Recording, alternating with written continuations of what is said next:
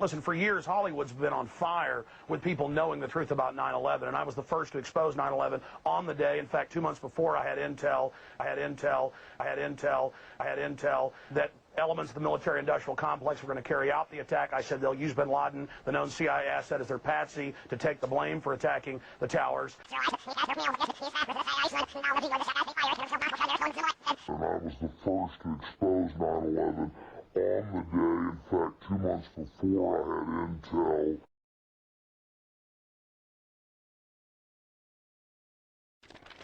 Again, I was on television saying that bin Laden's a CIA asset and looks like he'll attack New York. And I was the first to expose 9/11. And I was the first to expose 9/11. And I was the first to expose 9/11. I was the first to expose.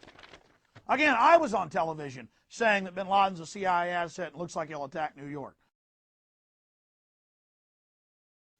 Hello, ladies and gentlemen. I'm so glad that you could join us today for this Wednesday, July 25th, 2001 broadcast. Tyranny is enveloping the globe. Tyranny is enveloping the globe. And the United States is a shining jewel the globalists want to bring down. And they will use terrorism as the pretext to get it done. So that's coming up in the second half of the show. Very important. If any terrorism comes, it's from this government. And if there was an outside threat like a bin Laden, who was a known CIA asset in the 80s, running the Mujahideen war, and whose family builds all the military bases over in Saudi Arabia right now, and sits on the board of Iridium Satellite, he's the boogeyman they need in this Orwellian phony system. And I was the first to expose 9/11 on the day. In fact, 2 months before, I had intel that elements of the military-industrial complex were going to carry out the attack. I said they'll use bin Laden, the known CIA asset, as their patsy. The things that makes everybody wonder why Bill's life was snuffed out in 2001 was because in June of that year,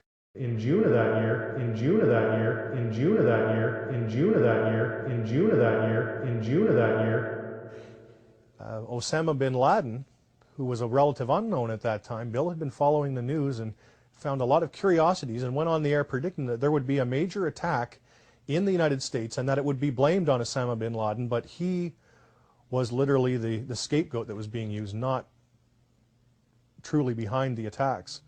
So that, I mean, just a few months before the events of September 11th, and then of course Bill's life cut short shortly thereafter. Supposedly, a CNN reporter found Osama bin Laden, took a television camera crew with him, went into Osama bin Laden's hideout, interviewed him and his top leadership, and he came out and told everybody, within 3 weeks, Osama bin Laden is going to attack the United States and Israel. Now, don't you think that's kind of strange, folks? You see, because the largest intelligence apparatus in the world, with the biggest budget in the history of the world, has been looking for Osama bin Laden for years and years and years, and can't find him. Some doofus jerk-off reporter with a camera crew waltzes right into his hideout and interviews him. And I'm telling you, be prepared for a major attack. But it won't be Osama bin Laden. It will be those behind the New World Order. I wonder what Osama bin Laden's targets are supposed to be. And if they don't, if this doesn't materialize in the next 2 or 3 weeks, it will eventually materialize because they haven't succeeded in getting the guns out of the hands of the American people, nor have they succeeded in taking our freedoms away. And so I can tell you with a certainty, they must do something terrible in order to stop this backlash and regain the sympathy of the mass herds of sheeple out there. And I was the first to expose 9/11. I had intel.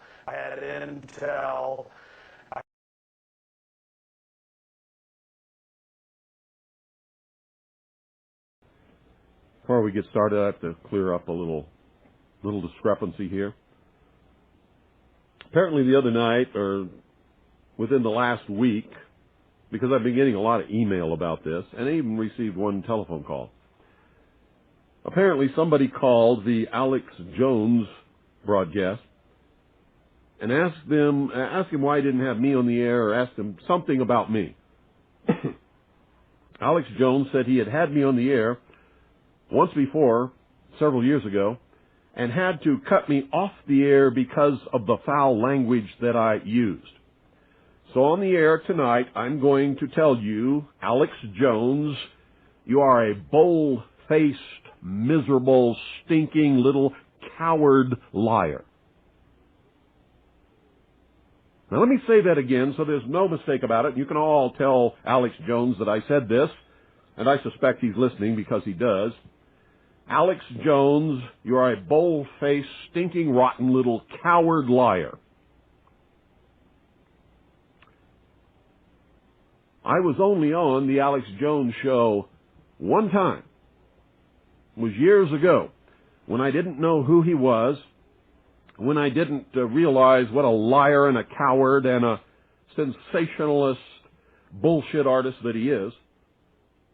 He was on one little FM station down in Texas. He wasn't on all the stuff that he's on now. And I agreed to be on his broadcast. That's when I was doing guest appearances on broadcasts, years ago. I was not cut off.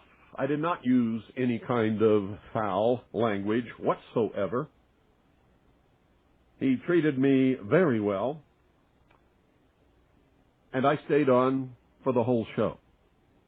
Some of you in Texas know that that's true because you heard the broadcast and you taped it. Later, when I found out who Alex Jones was and what he was doing to the truth, and what a cowardly liar and sensationalist he really is, every time he called me after that, I have always refused to appear on his broadcast. Absolutely refused to lend him any credibility whatsoever by appearing on his broadcast. And that made him very angry.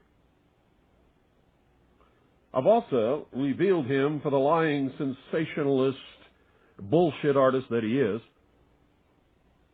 by every once in a while bringing to your attention the lies and the deceit and the rumors that he spreads over the airwaves that are not good for any of us, and they're not good for the nation. They are especially not good for